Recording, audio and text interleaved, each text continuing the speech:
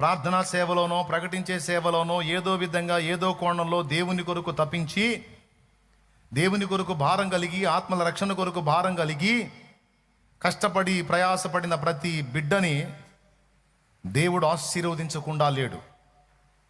కొంతమంది సాక్ష్యాలు విన్నాను. రాత్రి కూడా ఒక కుటుంబంలో నేను ఒక సాక్ష్యం విన్నాను. తినేదానికి అన్నం లేదు, 2 దినాలు పస్తులుండి బిడ్డలకేం పెట్టుకోవాలని ఏడ్చానన్నా నేను. నా అన్నవారు ఎవరు కూడా నన్ను ఆదరించలేదు. క్రీస్తును నమ్ముకున్నానని అందరూ తృణీకరించి, కట్టుకున్న భర్త నాకు అన్నం కూడా పెట్టేవాడు కాదు.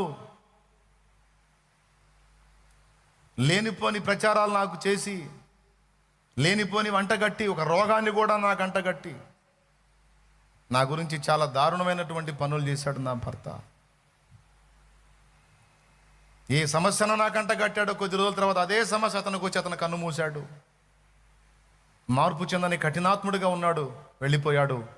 తర్వాత బిడ్డల్ని పెట్టుకొని నేను ఒంటరికత్తిగా జీవితాన్ని మొదలుపెట్టాను. ఆనాడు తినేదానికి అన్నం లేదు, అయినా సరే ఆత్మల కొరకు భారంతో పరితపించాను. యేసయ్యను ప్రేమించి ఆయన సువార్త కొరకు, ప్రార్థనా పరిచర్య కొరకు నాకున్న పరిధిలో నేను కష్టపడ్డాను.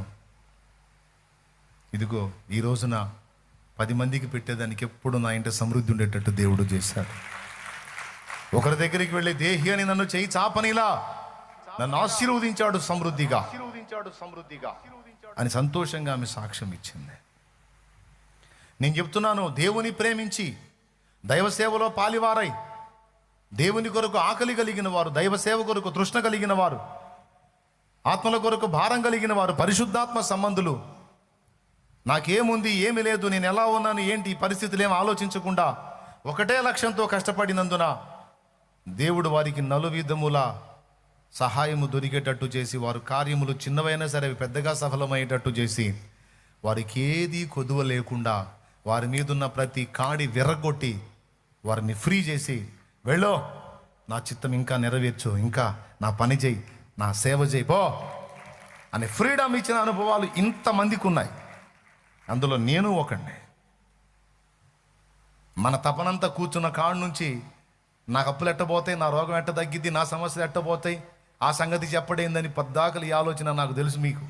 మీలో కొంతమందికి నేను దాని మీద దృష్టి తీసుకెళ్ళట్లా. మీకు ఎందుకో తెలుసా? నువ్వు ఆలోచించేంత సీను వాటికి లేదు.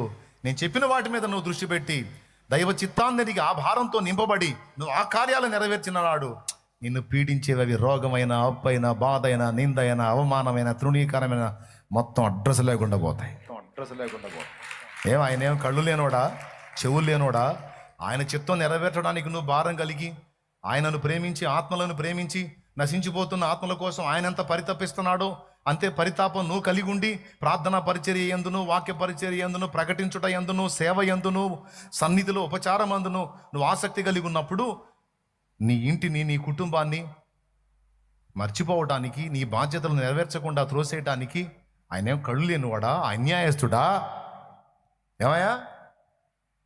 ఎప్పుడైతే మనం ఆయన కార్యాల విషయంలో, నశించిపోతున్న ఆత్మల విషయంలో ఆయన ఎలా పరితాపం చెందుతున్నాడు, అలా మనం కూడా పరితాపం చెంది ఆ తపన మనలోనికి తీసుకొని మనం ఆ విధంగా స్పందించినప్పుడు దేవుడు ఎంత సంతోషపడతాడో తెలుసా? రావాల్సిన ఆలోచనలు ఇప్పుడు నీకు వచ్చినాయి గనక నిన్ను వేధించే వాటన్నిటి నుంచి నేను నిన్ను విడిపిస్తానని వాటిని అడ్రస్ లేకుండా చేయటానికి ఆయన సమర్థుడు, న్యాయవంతుడు.